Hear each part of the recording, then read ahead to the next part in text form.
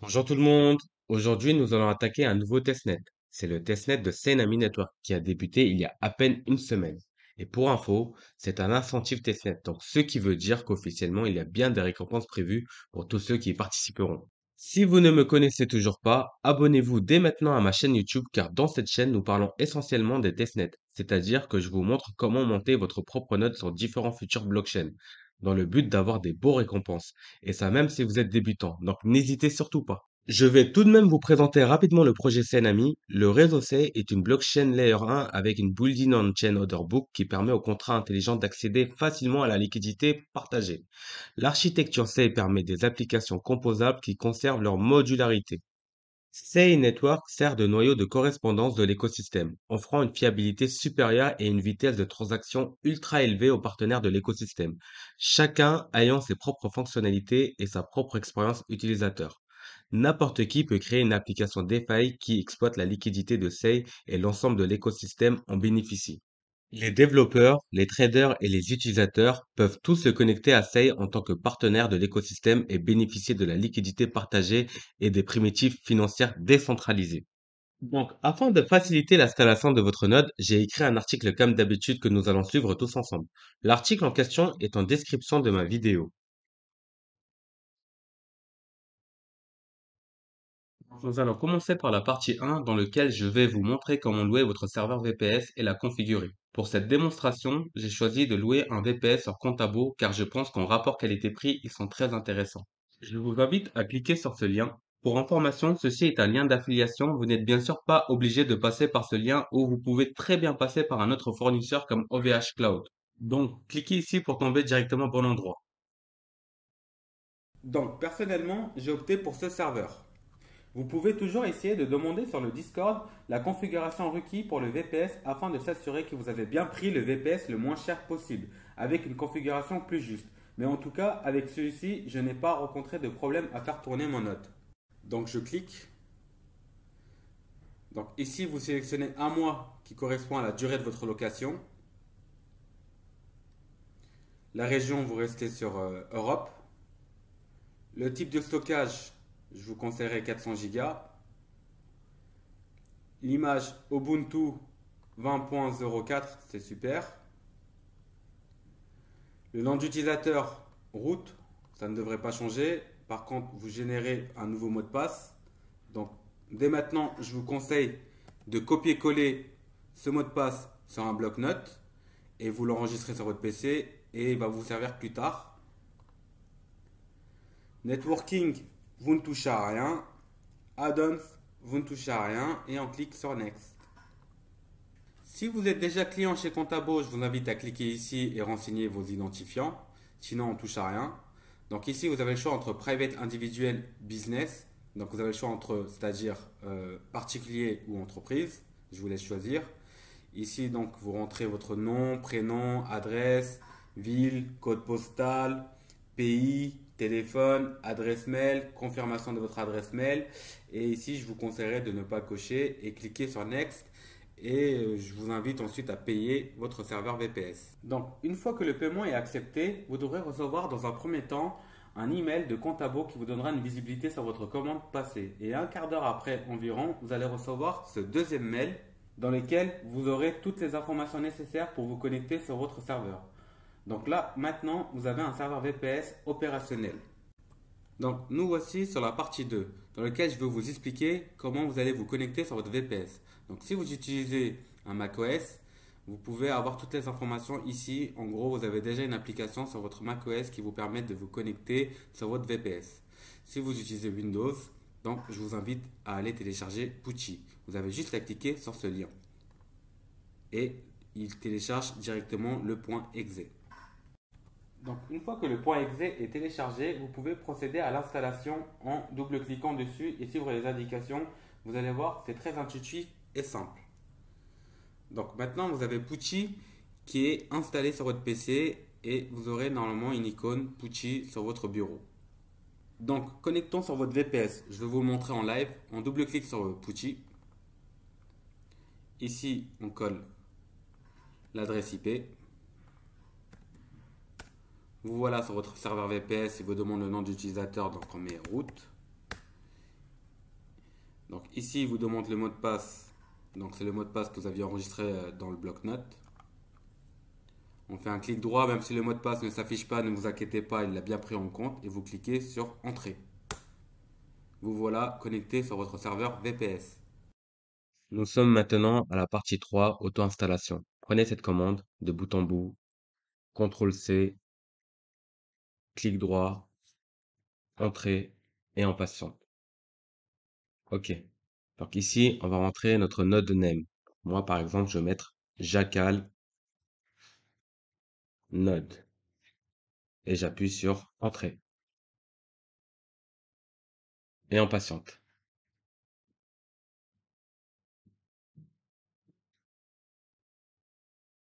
OK. Maintenant, on passe à la commande suivante. Prenez cette commande de bout en bout, CTRL-C, clic droit, entrée. Nous sommes maintenant à la partie 4 dans laquelle on va checker les logs. Donc prenez cette commande, CTRL-C, clic droit, entrée. Donc si vous avez la même chose, c'est que tout est OK. Donc pour arrêter les logs, vous appuyez sur CTRL-C. Nous voici maintenant à la partie 5, check synchronisation. Donc prenez cette commande, CTRL-C, clic droit, entrée. Donc là, notre node, il est en catching up true. Donc il n'est pas encore synchronisé avec la blockchain. Donc en gros, jusqu'à présent, il a téléchargé 24 545 blocs. Donc il continue à télécharger. Donc si on retape la commande, vous allez vous rendre compte qu'il a téléchargé plus de blocs. Donc là, on est à 25 051. Comment savoir combien y a-t-il de blocs à télécharger? Pour cela, je vous invite à cliquer ici. Donc là, vous voyez qu'il y a 391 409 blocs et ça n'arrête pas de monter. Donc, il va falloir attendre qu'il télécharge tous les blocs pour que votre node soit synchronisé avec votre blockchain. Et une fois qu'il sera synchronisé avec votre blockchain, ici, il passera en false. Donc, vous avez juste à attendre qu'il passe en false pour pouvoir continuer. Donc, vous retapez la commande. Donc, vous voyez que ça monte encore. Donc, vous n'avez plus qu'à patienter. Moi, je pense qu'il faut compter entre 5 à 6 heures. Ok, bon, à tout à l'heure. Donc, nous revoilà. Donc, on va retaper la commande pour vérifier si notre node a bien synchronisé avec la blockchain. Donc, CTRL-C, clic droit, entrée. Et là, on est bien en false. Donc, notre node a bien synchronisé avec la blockchain. Et il a téléchargé les 470 773 blocs actuellement. Donc, si on le retape, il va continuer à télécharger. Donc, on voit qu'on en a téléchargé plus. On peut passer à la suite maintenant. Nous voici maintenant à la partie 6 dans laquelle on va créer votre wallet. Donc, prenez cette commande, CTRL-C, clic droit, entrée. Donc voilà, il a généré votre wallet. Donc le nom de votre wallet, c'est wallet. Et donc là, c'est l'adresse de votre wallet. Et ça, c'est la seed phrase qui permet de récupérer votre wallet si vous l'avez perdu. Voilà. Donc moi, je vous invite à prendre toutes ces informations. Vous faites un CTRL-C, vous ouvrez un bloc-notes, pas celui-là,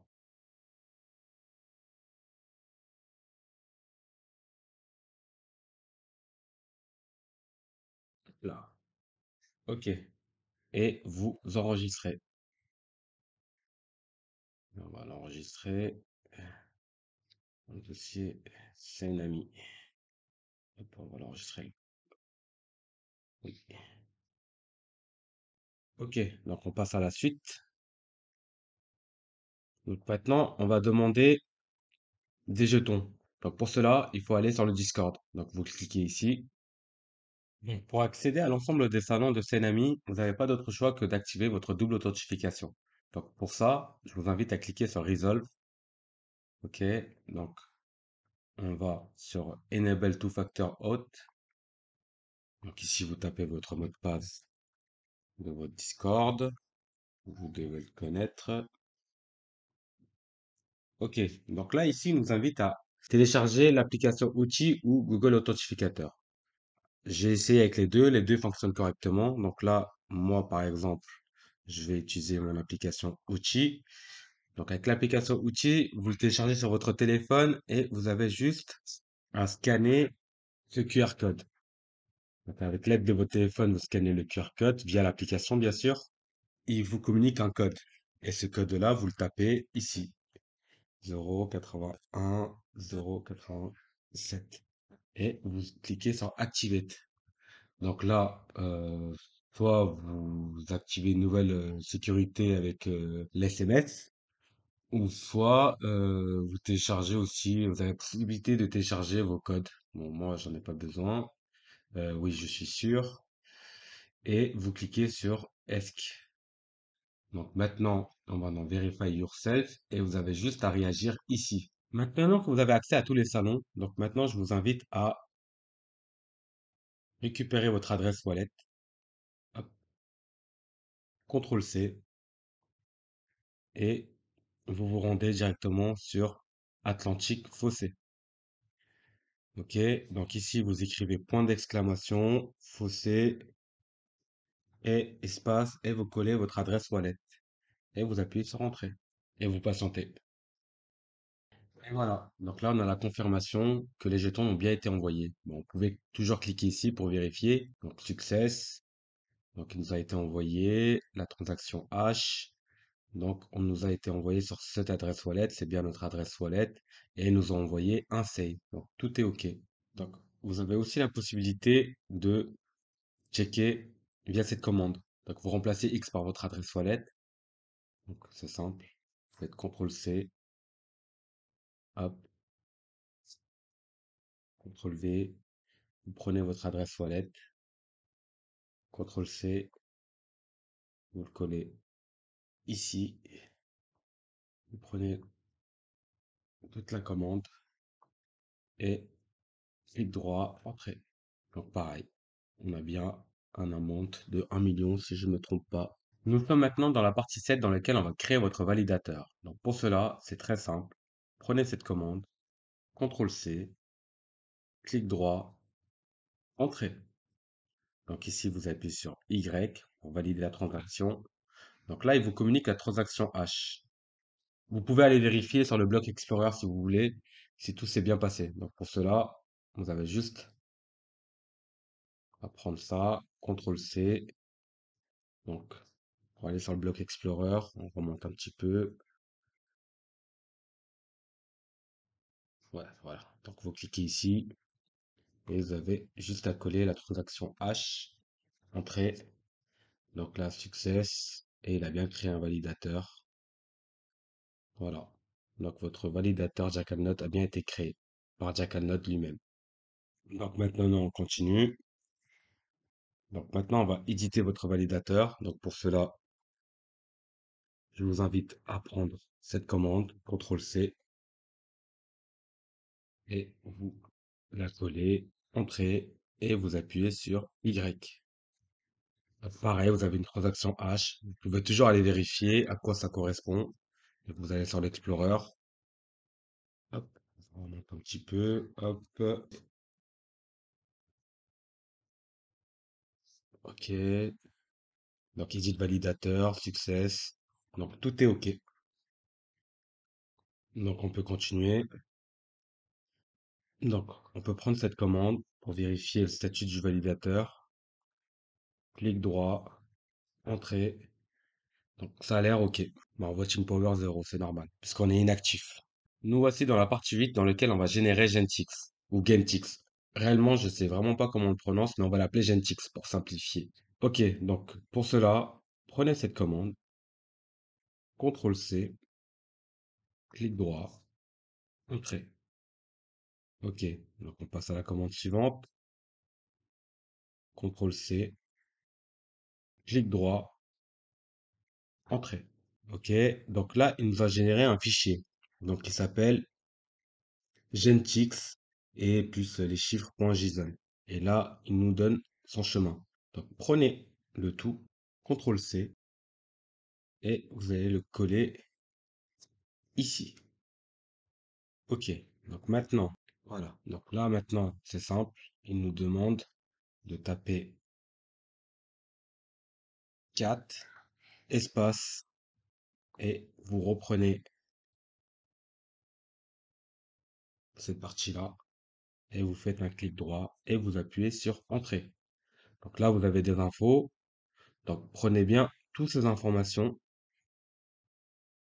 c'est important. CTRL-C, et vous la collez sur votre bloc-notes. N'oubliez pas d'enregistrer, bien sûr. Ok, donc on continue. Maintenant, je vous invite à cliquer ici. Voilà. Donc moi, je tombe automatiquement sur mon compte GitHub. Donc si vous en avez pas, donc je vous invite à en créer un. On va commencer par créer un fork. Pour cela, il faut juste cliquer ici. Ok. Donc une fois ici, vous créez sur Create Fork et on patiente.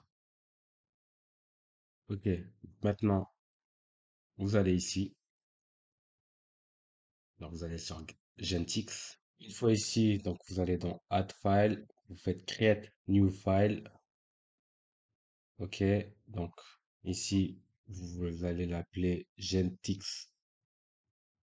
Bon, par exemple, je vais l'appeler Jackal 786 ou Jackal Community. OK. Et ici, vous codez les informations qu'on a récupérées tout à l'heure. Hop. On prend bien tout de bout en bout. CTRL C, CTRL V. On descend. On touche à rien. Commit new file. On attend. Donc là, ça a l'air bon. Maintenant, on va dans pull request. OK, donc on clique sur New Pull Request.